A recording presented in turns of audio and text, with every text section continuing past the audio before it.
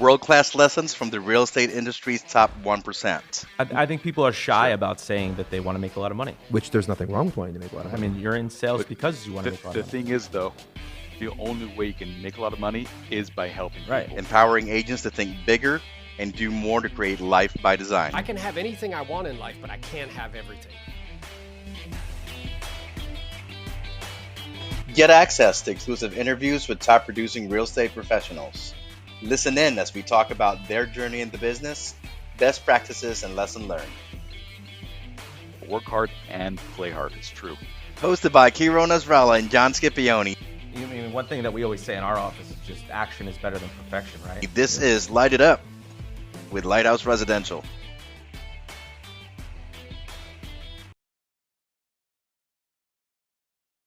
Ready and go. All right, you guys, welcome back to another episode of Light It Up podcast. I'm super excited about today's guest. We have with us an absolute rock star from St. George, Utah. His team closed 426 transactions last year, representing over $3.5 million in GCI. He's not only leading one of the top teams in Utah, but he happens to be a very close friend of ours. We have with us today Chase Ames. Hi, guys. Thanks for having me. Chase, we appreciate you taking the time to be with us. Oh, thank you. This is going to be exciting. Of course. So, Chase, KIRO and I always do our best to make sure that we're bringing people, to this platform that can bring tremendous value. So, tell us, what's the life of Chase Ames look like today? Right now, we have a team of 15 agents, and we want to scale that even more. Our goal this year for 2022 is 550 transactions. Wow. And really, one of the only ways of doing that, though, is work hard and play hard, because real estate is a marathon, not a sprint, and we've got to have some fun. So on the weekends, we're playing, we're taking it off. That means racing cars on the weekends. The race car out in the desert, it means flying paramotors, fishing, spearfishing, all kinds of fun things that makes us happy and resets us. Awesome, man. If anyone follows you on Instagram, they're gonna think that all you do is vacation, and you're doing crazy stuff all over. Personally, for you, what's going on in your life right now? Sure. I mean, all I post about is the play side, because people tend to think that the work side isn't as exciting. But yes, this is really where I spend all my time, and then playing a little bit here or there when we can. So I mean, with the car, it's a side-by-side. It's a Can-Am turbo, and we race in the Best in the Desert turbo unlimited class or rally class, or depending on which series we're talking about. So it's a fun way to get out there, reset on a weekend, and completely start from zero, and get rid of the stressors from the week before. I mean, there's got to be something that you're moving towards and working for and having goals. Yeah. Otherwise, in my mind, I don't understand why people are working so hard. There's got to be something. One thing I think that would be helpful to work for. share is, I don't know if you know this, Chase had a vision board. He had two things on those boards, actually three things on those boards that I personally know that he got and achieved. Chase, you know what I'm talking about? The pool, I think it was the race car, and there's a yacht at some point, but that's not right now. So he got the race car, and he built his own house, and he was able to get that Corvette that he was on the waiting list for years on for. Yeah. I did hear about this. Yeah, right. I feel like I'm bragging for you. Tell us more about that. Tell us how you got there. Tell What's us about the secret? house. Tell us about the car. So they got the C8 Corvette. It was a 2.5-year wait list for something I wanted and worked towards for a long time, and it's been a great listing car. I just moved into my house a few months ago. I had that built. It's 3,500 square feet on one level, almost half an acre, and it has a 2,600 square foot garage for the toys. That's It's perfect. 2,600 square feet just in the garage? In the garage, I mean, here in Jersey, we get excited about a 2-car garage. I mean, what do you do Right. with 2,600 square feet? That's double the size of my place right now. We've got a couple boats there, the race car, the motor home. Got to put the Corvette somewhere. It's what I work for. I mean, that was one of my goals. That's one of the reasons why I work so hard. Yeah. It's for those fun things to do on the weekend to reset me. Yeah. 2.5 years ago, I remember when we shadowed you guys, we came down to Utah, and on a whiteboard, you guys had a bunch of different cars. Right? People had Range Rovers up there, stuff like that. What the hell was that? It was our vision board of saying, for our vehicles, of saying, this is your car that you're working towards, that you can achieve if you put in the time. and mine was the C8, which, at the moment of putting that up, it was somewhat unrealistic, but I knew was achievable until the day finally came that I was able to buy it. Got it. So it's not only you that had it up there; it's everybody on the team. Everybody, yeah. I think everybody on our the team had was their required to do it. yeah. Required. Uh-huh. Right. Got it. Even So- if they weren't car people. Oh, yeah. That's exciting. Yeah. Awesome. So everybody has their own vision board of their own certain things, and then we had one, at least for vehicles, for everybody that they had to do. That's Awesome. that's pretty good. In terms of leveling up, to get those goals accomplished, what are some little things that you guys, teach the team or learn through the process yourself? We really dig on the why, because everybody has a why, everybody has a reason, everybody's motivated by something. Yeah. So you got to figure out what it is you're working for, so that when you are tired, or you do want to go home early, or whatever it is, you've got to have a reason of why you stick it out and why you work so hard. And it is okay to take an afternoon off and to take some time off, and we actually require 4 full week-long vacations a year on our team. So anybody who's on our team, you have to take 4 vacations per year. So it is about work hard and play hard. It's true. So you've got to reset yourself. You've got to have something that it is you're working towards. One of the biggest things I have learned from you, Chase, I would say is really not look for what or anything. It's looking for who, and it's managing your time that way. So that way you're valuing your time. Right. I mean, kind of going back to the car and stuff, I have some of my friends from high school who still maybe think the way that they do, which is okay.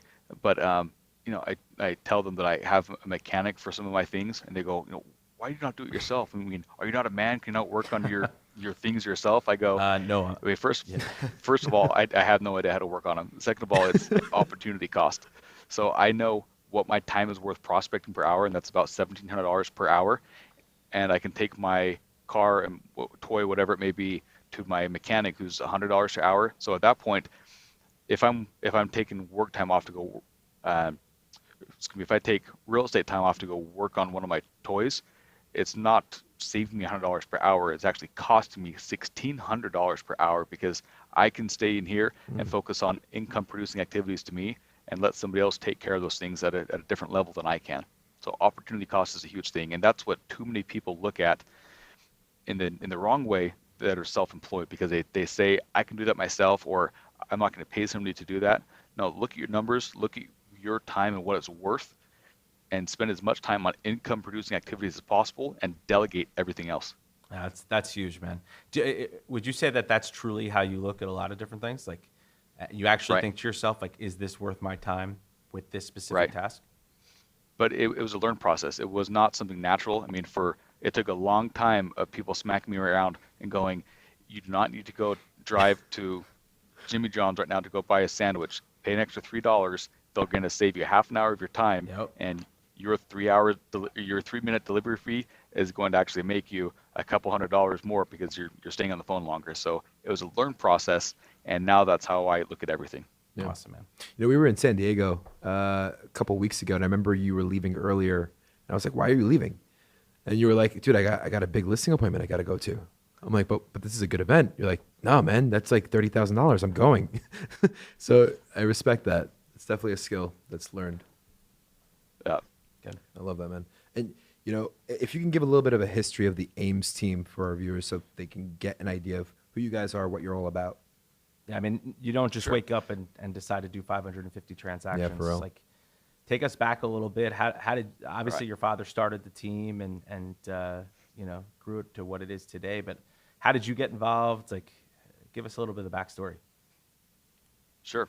So my parents, they traveled a lot for my dad's work career, and he was living on planes. He was running Wall Street companies and big accounting firms. He lived on planes 6 days a week, and in a way, kind of left my mom to raise us while he was off away working all the time, and that's what neither one of them wanted. But then one day, one of his big companies that he was working for, and they asked him to fraudulently change some numbers in some of their financials and some other things, and he said, absolutely not. This is the day I'm leaving, getting away from this, because it was so bad in that world. And he wrote his resignation that night. He left. And my mom actually grew up in this town of St. George, Utah, and her goal always was to be back here. So when they left their Wall Street career, my dad goal was to take her back here as soon as he could, and he had to find a way to replace the income that Wall Street was making for him, and his best avenue of that was real estate. And so he came into this mentality of, I have to provide day one. Failure is not an option, and what do I have to do to fast forward success? And that's why our team doesn't run like a normal real estate office or team. We function at a much different level, and that's how he was able to take, I think, 80 listings his first year in the business by having that mindset. So, is it crazy that the only thing that came through when Chase said that was integrity to me? It's like, because that actually, like, you know, is in every aspect of your business and in you as a, you know, in your character too. So that's what I took away from what you just said, is the integrity of it. So, did your dad have his license like part-time, or how did that really unfold? Like, obviously I know you said he left his Wall Street career and decided to go into real estate, but was he doing it like on the side, or did he just cold turkey one day? So it was basically cold turkey. I mean, they asked him to lie down, I think they're FCC something documents that they're asking him to commit fraud on, and it was that day he submitted his resignation, made the switch the next day, and then started schooling and everything from scratch after that. I mean, it wasn't a slow transition. It was cut one day, starting the next thing, moving forward. And he actually had his had an assistant before he was licensed on the team, or licensed in general, and was going to Mike Ferry events before he was licensed. So some of the other Mike Ferry members are going, "You're here, but you're not licensed." I mean, good for you, but that's kind of strange. And then other agents in our town are going, "You have an assistant, but you're not licensed." I mean, they thought it was crazy, but he was looking at it as, what do I need to do to ramp up and fast forward my production as fast as possible to replace the income that I'm coming from? See, that's interesting. It you know, I think what we learn every day is that a lot of these agents today that are producing at a very high level treat this business like a business. They don't treat it like, you know, a realtor, right? Right. And it sounds like your dad went into it full force, treating it like a business from day one. Yeah. Right. Yeah. Failure was not an option. Yeah. Well, yeah, and I feel like I remember those stories of hearing like John Ames was going to the Mike Ferry events before he even had his license. I mean, that's awesome, man. I mean, if that's one thing that I could do differently, it would be to go to, you know, coaching events before I even got into this, just because it's never too soon to start, right? Yeah. Right. So nobody has as much opportunity as they have with real estate. It's just committing to that, knowing that this is going to take you to wherever it is you want to go, whether it be goals, income production, a certain lifestyle, or maybe then buying investments or whatever to then be your vehicle to get you where you want to go next. Real estate is the best option to do that. So if your dad was going to coaching events before he even had his license, I imagine he probably had you at coaching events when you were like 7 or 8 years old. I mean, to a point, I'd always hear him when I was probably 8 years old. I could probably negotiate better than anybody, just because that was his life. That was every call until 10 o'clock at night. Anytime I was in the car with him, he's talking, negotiating with somebody. So I was kind of surrounded by it, but that wasn't really the life that I wanted. So I really started wanting to be a doctor. I was in a couple years into pre-med, and I took a business 1010 or accounting 1010 class and said, I like the ultra simplistic aspects of business more than I do medicine. And he goes, doesn't matter. You're staying in med school. You're becoming a doctor because being self-employed and being a salesman, you have to hunt and kill and provide every day. Whereas some of those other careers, like being a doctor, a lot of it is somebody that has a broken arm comes to you, versus trying to find somebody that might have a broken arm type of thing. So he didn't want that life of me. But once I guess bugged him enough of saying, no, this really is what I want to do. I like the aspect of business and real estate. I want to do that. He goes, if you're doing this, you're doing it one way, you're doing it my way. There are no other ways. And that is, you get your accounting degree so that you know how to run a business, you know how to understand numbers and to scale and to grow and take over at some point. So you first went to school for pre-med. And then you switched to accounting. And your father's, the whole idea was to have you come and sort of help with the numbers for the business?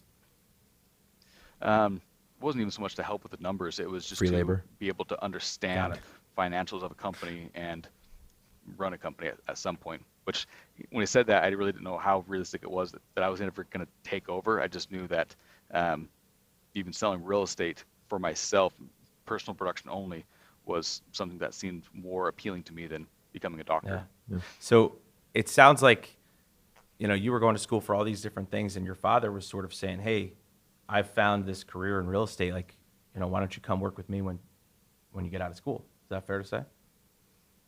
I mean, he was trying to keep me in med school as long as I could, so that I would become a doctor and not really get into this. But once I said I wanted to do real estate, it was at that point get my accounting degree, not so that I would ever become an accountant, but so that I could understand this world better. Yeah. What was it like working with your dad in the beginning? I can imagine that could be torturous. It was great because I didn't know anything else. I didn't have any bad habits. I knew how successful he was. So whenever he told me something, I did whatever I could not to question it and just realize that that's what he's doing. That's what's making him so successful. So it's obviously the right way to do it. And try not to overthink things, just take action and keep moving forward, because that's what he is. I mean, he's a driver, type A personality.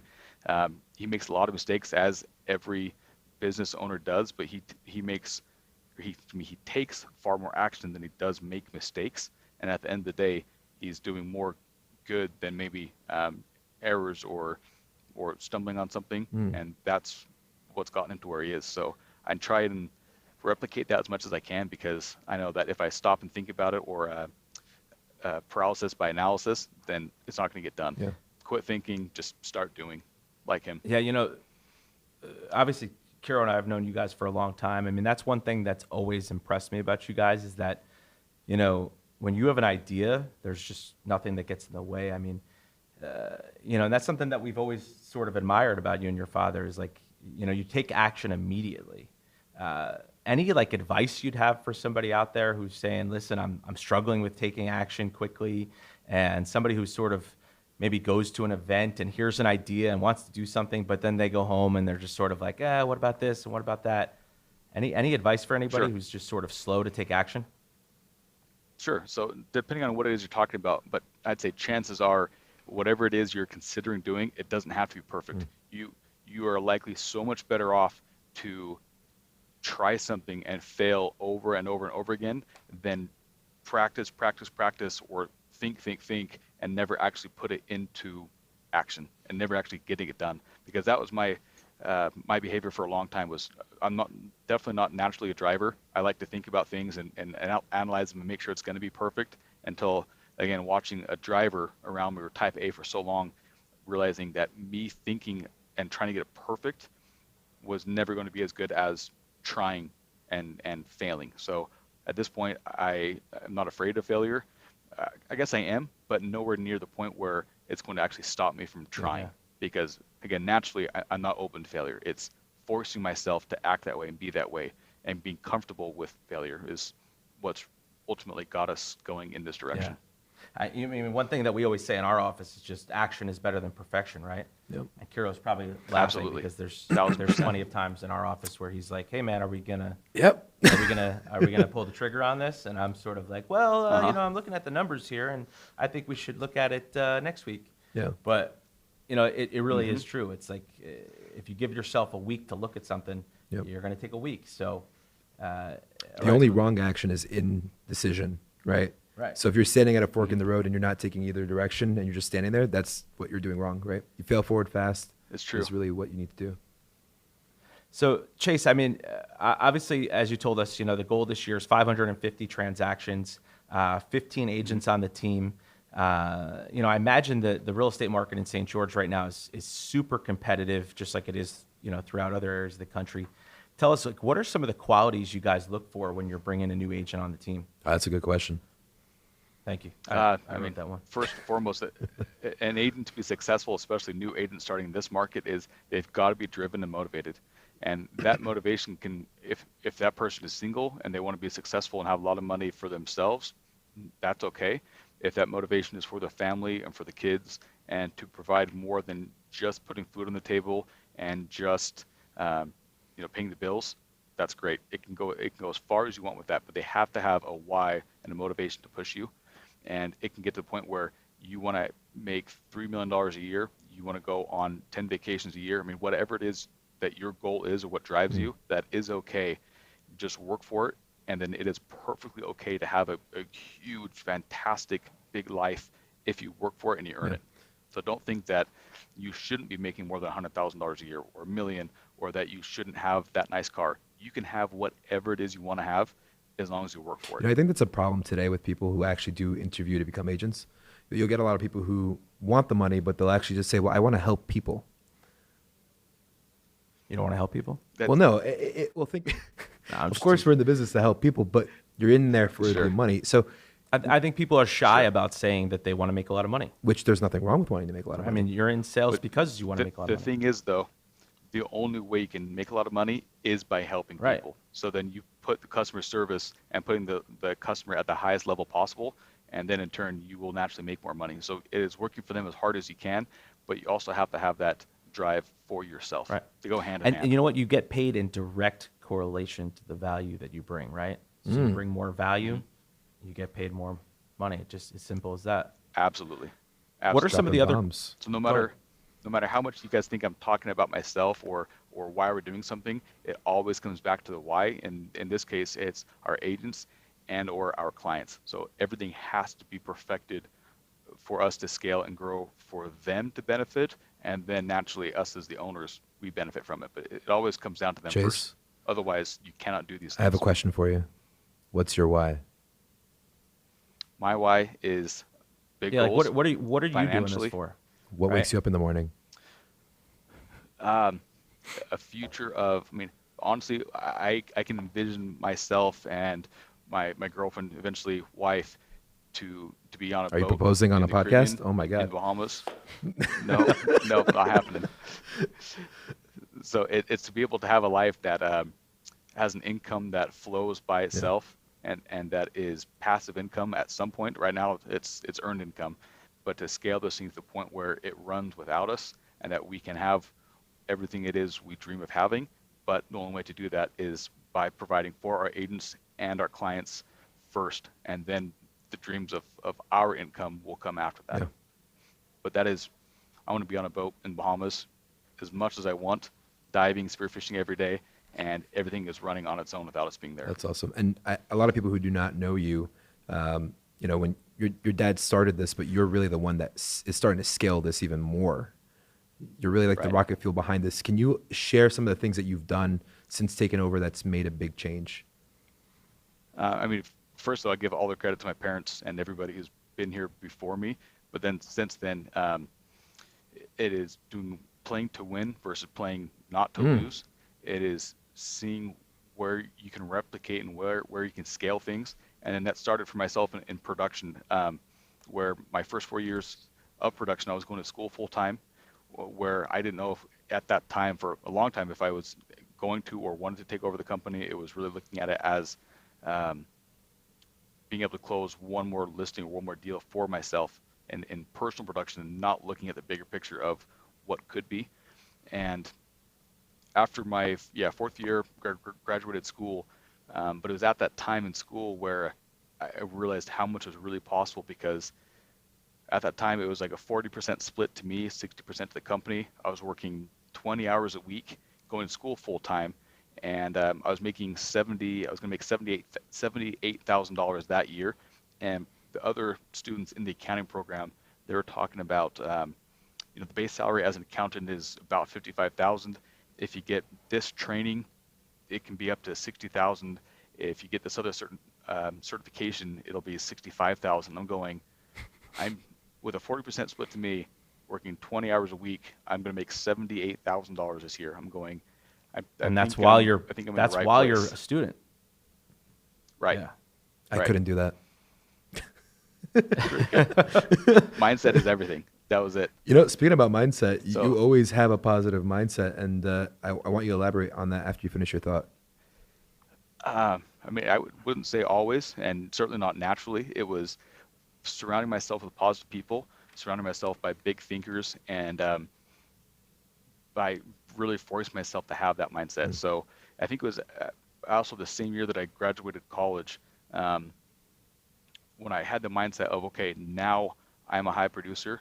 I'm a superstar in the Mike Ferry industry, and that moving forward, I'm going to be the rock star that I want to be with production levels. So even though I didn't know what to say, I didn't know what to do of what a superstar agent was doing. As soon as I started thinking that is when my production doubled in a year. And it was, I would close a couple more times on the phone. I would stay longer in the appointment to get the contract signed. I was doing whatever it is I thought that a superstar would be doing. And then naturally my production changed for it. I mean, my appointments went up, my listings went up, my closings went up, and naturally my income went up, all by having that mindset shift. When was that? That was, I think, the big change was after one of the Mike Ferry events. So it was something that I've been told by almost every event prior, but it hit me differently that time, saying, okay, now is the time that I'm going to become the person that I want to be. So for the couple years before that, I was scaling at a good pace. I was basically outproducing every new agent in the marketplace because I was dedicated to what it is I wanted to become. But I kept for too long saying, one day I'm going to be that person, or one day I'm going to be that agent. And then I started saying, today, I am that agent today. And that's when everything changed. So it was just surrounding myself with those higher producers and having those goals that made everything change. So instead of saying like, I want to be a top producer, I want to have, this sort of lifestyle, I want this, to have I a want six-pack. that. You started saying, or instead of saying one day I'll have that, one day I'll be a top producer. That's when it went to today. today I have this, today I have that. Yep, and I'm now that top producer. Awesome. I'm going to get that sooner. I want that car by X date instead of just saying one day. Yeah, sorry. At what point were you, saying to yourself, wow, there's something here, like I need to go all in? I think it was really about the time too that all my classmates were talking about hoping to make $65,000 after they graduated, when I was making the $78,000 working part-time at that moment. And then by surrounding myself by our mastermind group and bigger thinkers and seeing what they were achieving, which I didn't even comprehend to be possible until I was around those people, is when I went, holy cow, there's a lot more to this than I've been giving.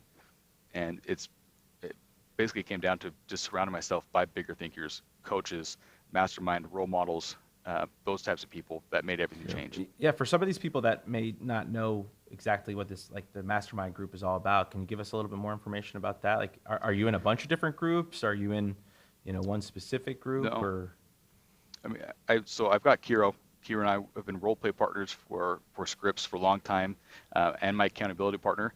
And then I've got a mastermind group where it's surrounding myself with like-minded people, and every one of them actually produces a lot more than I do.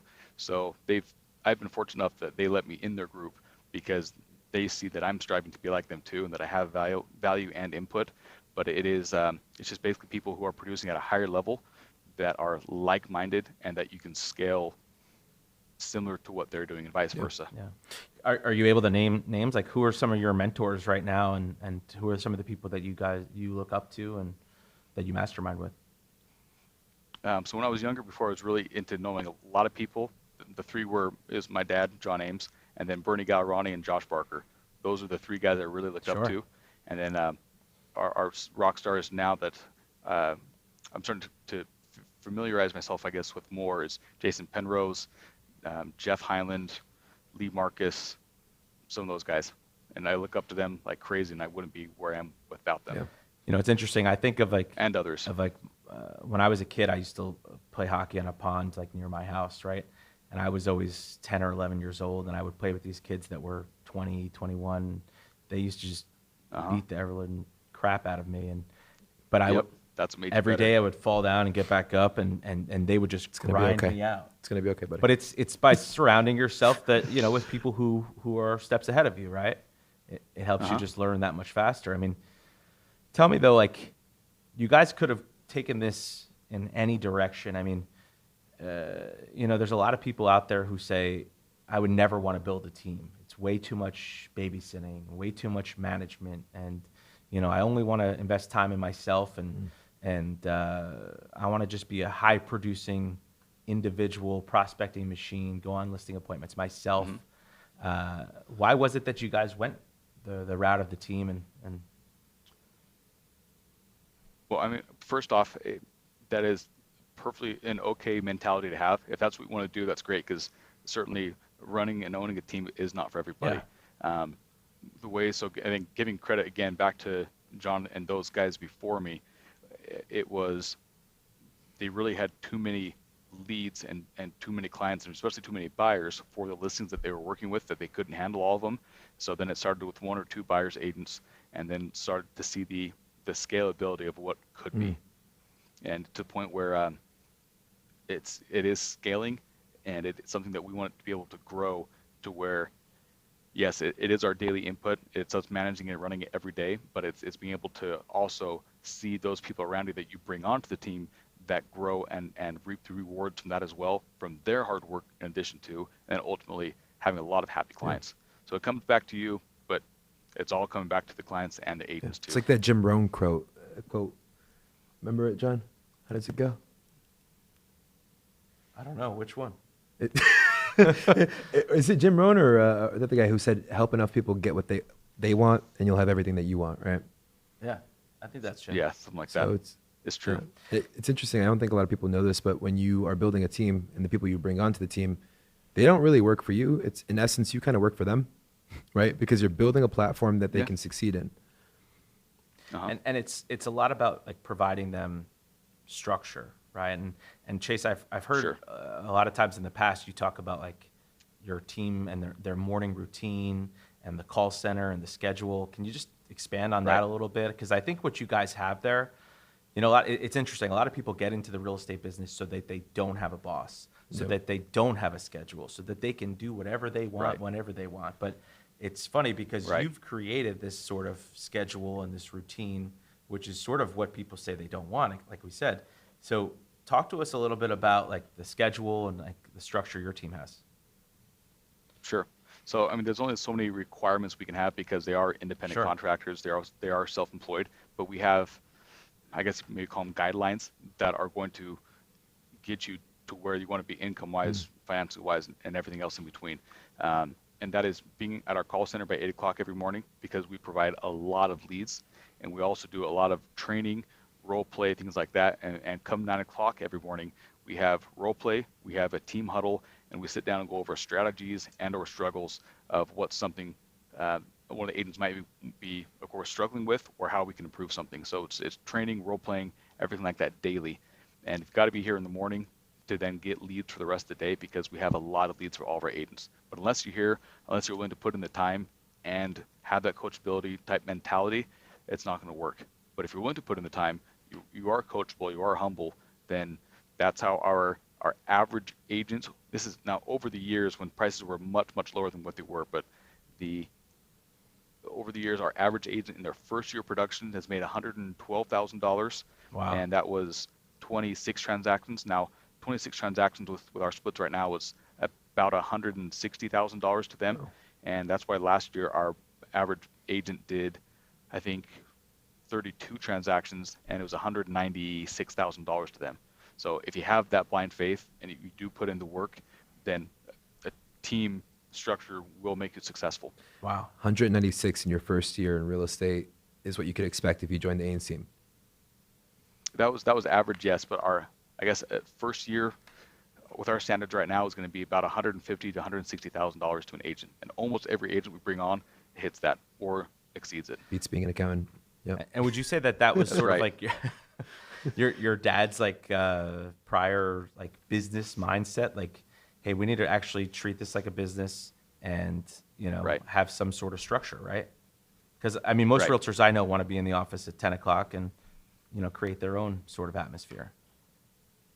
And that's okay, but just not on our team. If you want to be successful, if you want to make your wildest dreams come true, then do what it is we're asking of you, and you will achieve all that plus some. So yes, quit thinking that you are self-employed and that that you don't have a boss, and start making either yourself the boss or those people around you holding you accountable. And that's when things change. Because if you think like a realtor, you're going to have realtor type income, things like that.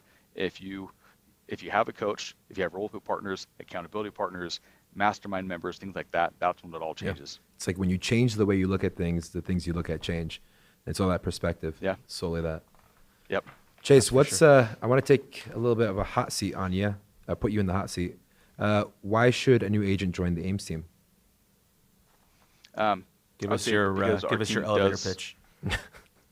Our team does provide a lot of leads. It's also, again, the training, the accountability, things like that, to where an agent coming on the first year can make $150,000, $160,000, and then if they want to stay with us, that's great, because we have agents on our team within the first 5 years of them being on our team, with their splits to them, they made over $1 million. So wow. We have a lot of agents making over $200,000 in the team, some exceeding nearly $300,000. And if you want to stay with the team for a long time, that's great, because you can continue to make $300,000. If it's something that you want to come on for a few years, have the training and background that you need to then go do it on your own, you're welcome to that as well. Of course, that's when the leads stop, and you have to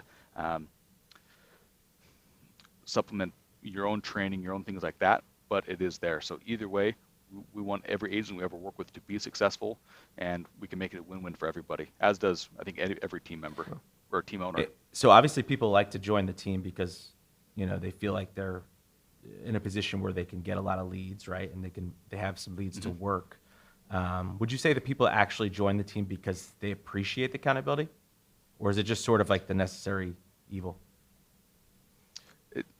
I wouldn't call it necessary evil. I guess maybe that is a good way to put it, but it's true, yeah. And that's also why a lot of agents don't want to join our team, is because they don't want to be held accountable to what it is they're doing, and they are okay making $50,000, $60,000, maybe $70,000 a year.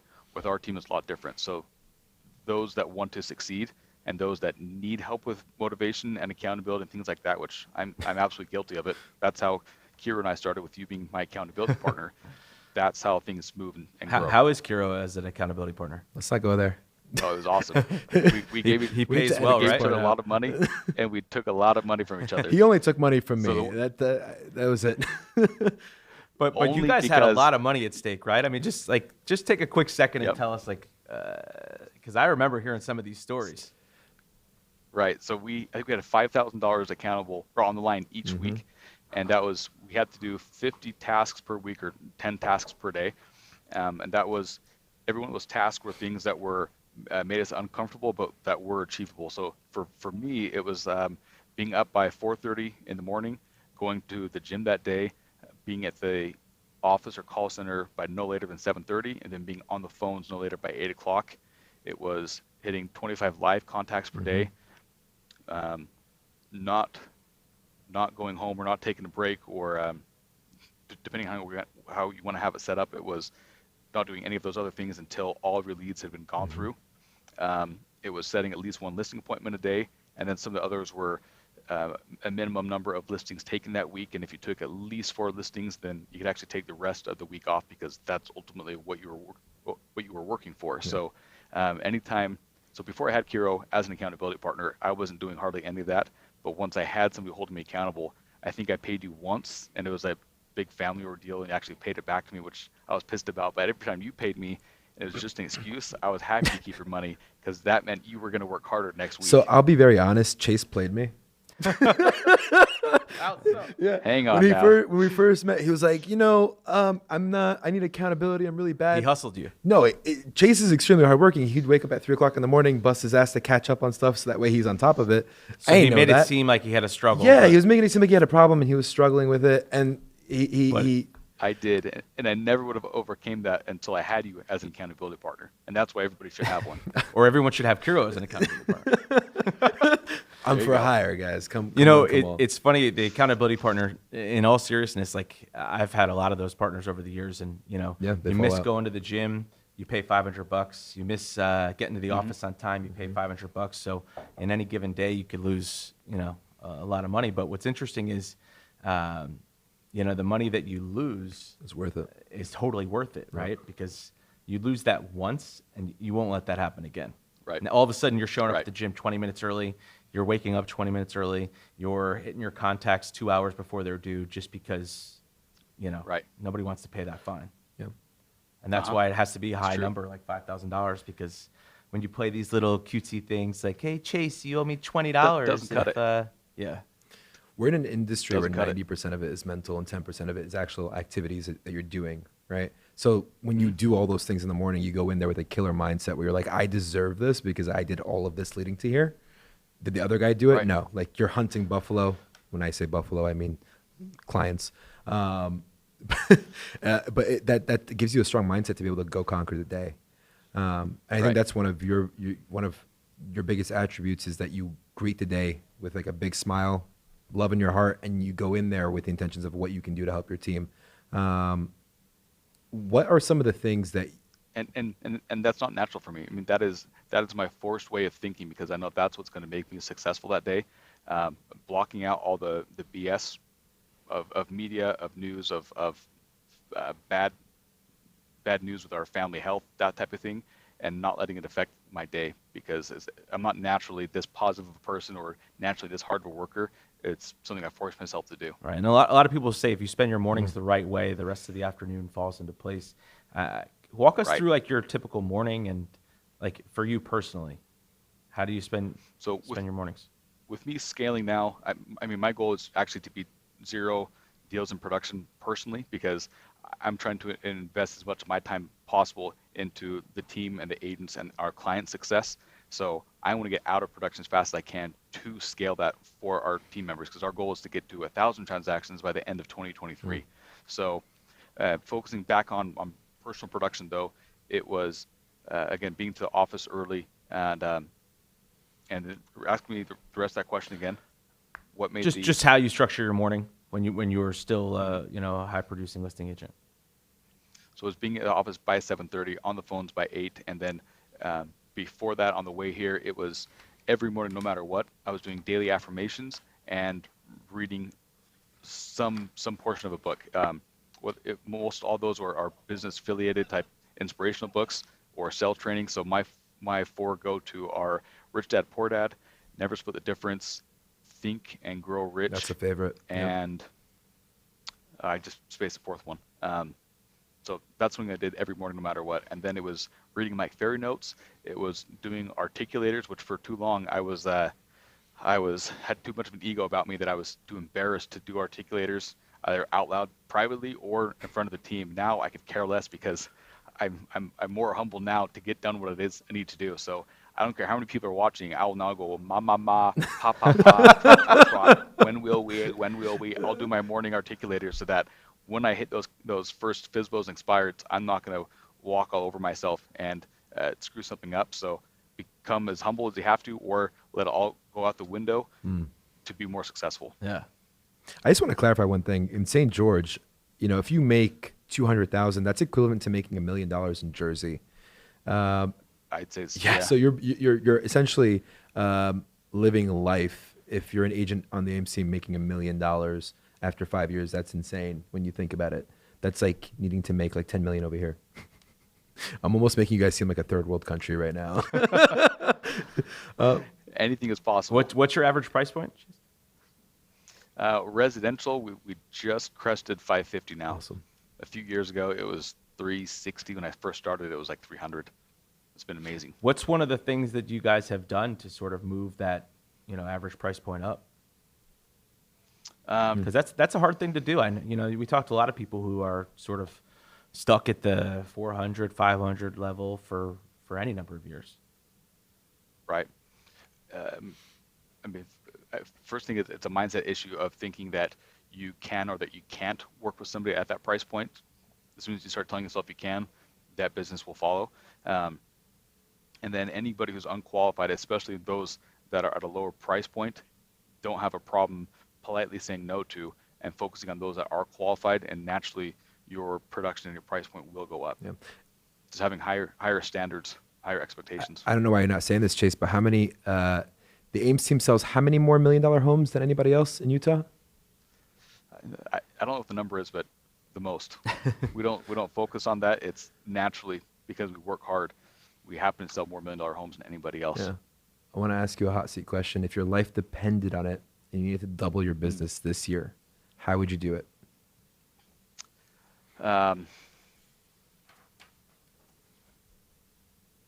Let's see.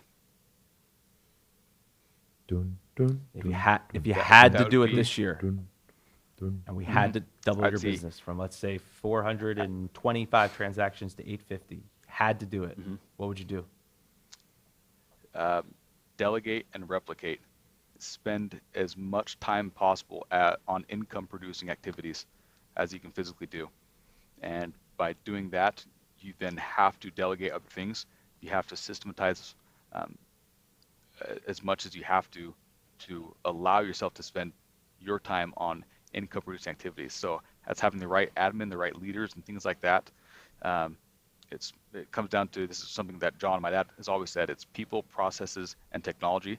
So have the right people in place, have the right processes in place, and have the technology to have it all flow together. So let's say you guys are working 8 hours a day right now. You can't just double what it is you're doing and then work 16 hours a day. It's just not going to work. So bring on assistant, time block in the mornings. That is only income producing activities in the mornings and then handling it afterwards. But for myself, if I were to double my business right now, and it is what we're working on, it is me actually stepping out of production to spend as much time as I can on the agent's production to increase theirs. So that is bringing on more leads, being able to convert them better from additional systems and things we're working on, more agents, and having the right people, the right processes, and the right technology. Automate everything, because you won't be disappointed in systems, but naturally you will be disappointed on people. So rely on systems as much as you can versus people. So what I'm hearing you say is you getting out of the business and focusing on the business will help you guys essentially scale and grow so much faster. Right, because as I am scaling back from my highest year was, I think, 92 listings sold, to then last year starting to step out. I did like 62 last year. Our numbers were going up, so I know it's helping, and I'm trying to get to zero production myself as quick as possible, because when I'm out of that, I can focus on the agents and our clients even more. But right now, if we didn't have a listing foundation, our business would fail, because we have to have listings for everything else to work. So until we have those right listing agents, I really can't drop listing production down to zero. So bringing those right agents on, right people, processes, and technology, whether that be admin, leaders, staff, transaction coordinators, everything in between, everything has to flow and scale. Yeah. So is that the only challenge right now, is getting the listing agent so you can get there? No, I mean that's one of our many, but that's what makes it exciting, because I do see the potential now. It's bringing on additional lead sources. So Zillow is great, but we don't want to have to be relying on one lead source the whole time. You don't know when something's going to change. I mean, real estate isn't ever changing business, and to be relying on one thing or one system or one technology is kind of a foolish move in my mind. So having different avenues and different systems is the best way to go. For sure. Chase, let me just take this back to sort of like a leadership question. You know, you guys face different challenges, you and your father, each and every day. I mean, what would you say the biggest challenges you guys are facing today? Like, it sounds like you're phasing out of production, and you know, you're trying to, you know, move solely into that leadership position. But what would be the biggest challenge right now? Would you say it's the market? Would you say it's lead sources? I mean, yeah, the market's difficult, but there are ways to overcome it. So don't ever think that your income has to be solely directed to the market conditions, because that's a small mind belief. So it's us then coming up with the people, the processes, and the technology to fit and flow into what the market's doing right now, with low inventory, with bidding wars, to make everything else come out of that. So I think we're great at putting ideas into action, but I think our biggest struggle too is we're still not doing it at the level we need to be for us to get to 1,000 transactions. So it's one of those mindset shifts. We're working on it every day. We're great at it, but it's not where it should be. Right. And I mean, if you think about it this way, right, like we're still in a pandemic, right? And you guys have had growth year over year, right? I mean, 2021 was a bigger year than 2020, correct? Volume-wise, it was because of the high price Yeah. points.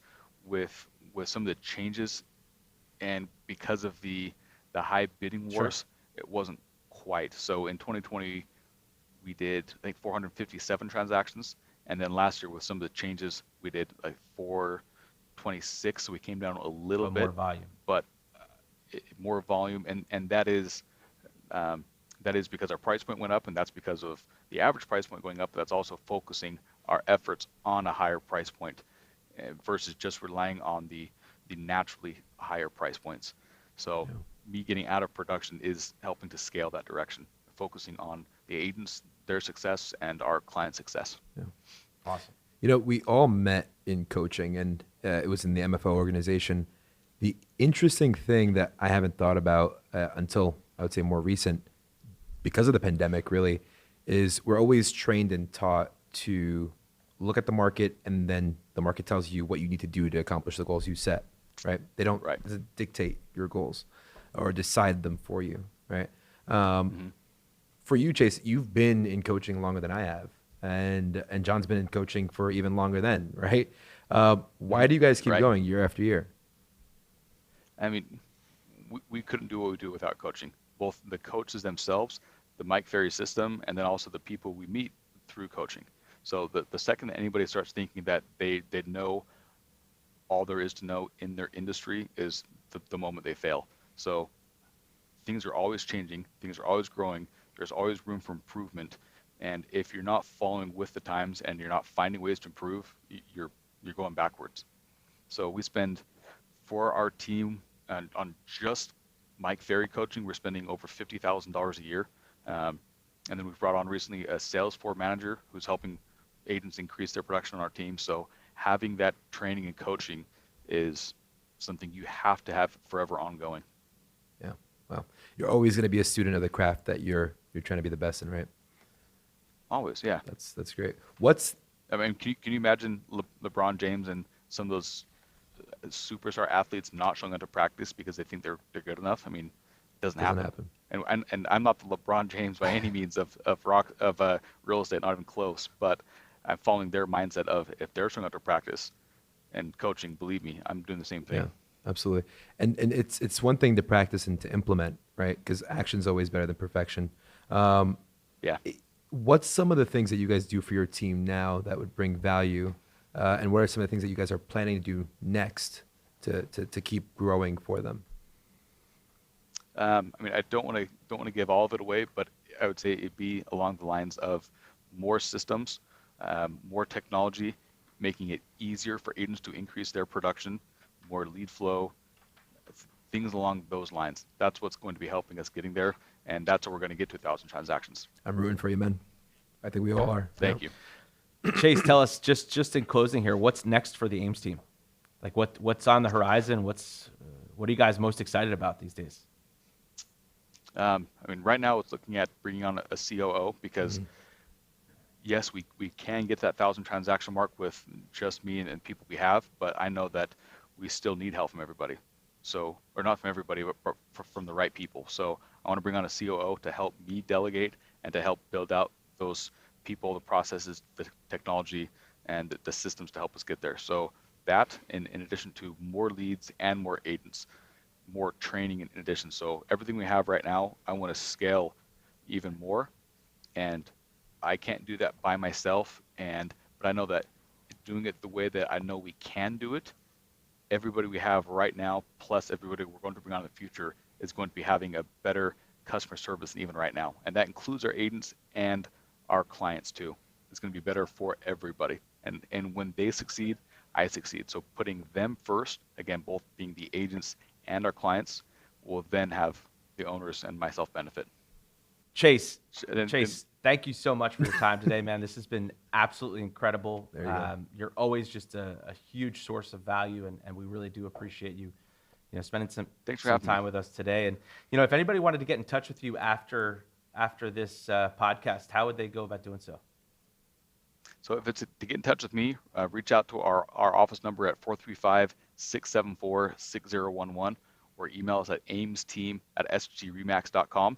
And then agents looking to join our team, ourselves on the recruiting side, reach out to Jill. She's our buyers team operations manager and does all the recruiting as well. Her email is amesadmin@sgremax.com, and her cell phone is 435-619-3554. And does that agent have to only be located in St. George, Utah that you're looking for? Where could they be located? I mean, to be an agent in our marketplace, yes, but we are totally open to agents wanting to scale and come into our marketplace to do that. So they don't have to be here currently, but to sell in our marketplace, yes, they've got to be licensed and here locally. And those who don't know where St. George is, we're about 45 minutes from Zion National Park. We're an hour and a half north of Las Vegas. We're in the most beautiful Red Rock area you've ever seen. Awesome. So if you're in Arizona or Vegas or Cali and you want to make 200 grand in real estate in the first 12 months of your career, take a flight real quick to St. George, Utah, and speak to the Ames team. Awesome. Right. Awesome. Well, I could say firsthand that Chase and his team are stand-up people. So if anybody here listening has any questions for him or for his father, John Ames, about any of the topics we talked about today, I'm certain they'll make some time for you. And again, if you like this podcast, please hit the subscribe button below, just so you could be notified about some of our future podcasts. Chase, we thank you so much for your time today. Thanks, buddy. Thanks, guys. Thanks for having me. All right. Take care.